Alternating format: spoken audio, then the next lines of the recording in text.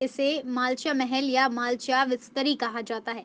इसे फिरोज शाह तुगलक ने 1351 से 1388 में बनवाया था। जैसे अजब गजब मान्यताओं वाले देश में हमेशा से कई जगहों और लोगों को लेकर दिलचस्प कहानियां सुनने को मिलती हैं। बल्कि ये कहना गलत नहीं होगा कि भूत प्रेत और आत्मा जैसी कहानियां तब ज्यादा जन्म लेती हैं जब विज्ञान के पास कुछ घटनाओं का ठोस तर्क नहीं होता।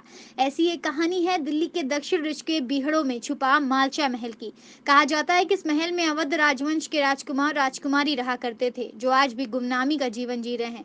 पहले इनके साथ इनकी मां विलायत महल भी रहा करती थी, जिन्होंने 10 सितंबर 1993 को आत्महत्या कर ली थी। इस महल तक जाने का रास्ता सरदार पटेल मार्ग से जाता है, लेकिन इस महल में अंदर जाने की इजाजत किसी को नहीं है। अब लगभग खंडहर हो चुके इस महल का निर्माण आज से 700 साल पूर्व फिरोज शाह तुगलक ने कराया था। यह महल उसकी शिकारगाह था। पहाड़ी पर बने इस महल में करीब 10 खिड़की और दरवाजे हैं, पर इनमें से एक किवाड़ तक नहीं है। मरम्मत न होने के चलते 3 आर्च मेहराब की सलामत है, जिनमें राजकुमार और राजकुमारी रहते हैं। कहते हैं कि यहाँ पर रातों को सिसकियां और रोने की आवाजें आती हैं, जो कि सालों पहले आत्महत्या कर चुकी बेगम विलायत की हैं।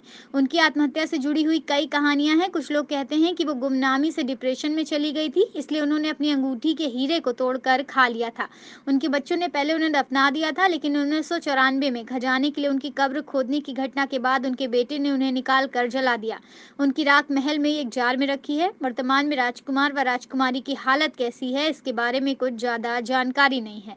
दिल्ली जैसे महानगर में मौजूद इस महल की रहस्यमयी कहानियां रात के अंधेरे में और भी भयावह हो जाती हैं। आपको बता दें कि दिल्ली में स्थित एक ऐसा महल है जिसका इस्तेमाल 1600 ईस्वी में ग्रामीणों के लिए सामुदायिक भवन के रूप में इस्तेमाल किया जाता था। इसके बाद इस जगह को छोड़ दिया गया और फिर यह भी प्रेतवाधित कहानियों का हिस्सा बन गया, क्योंकि कोई भी वहां नहीं रहता था। बता दें कि 1985 में यह महल बेगम अवध और उनके 2 बच्चों, एक बेटे और एक बेटी को दिया था। बेगम ने 1993 में कुचले हीरो को निगलकर आत्महत्या कर ली थी। इसके बाद इस महल के भूतिया होने की बात सब जगह फैल गई।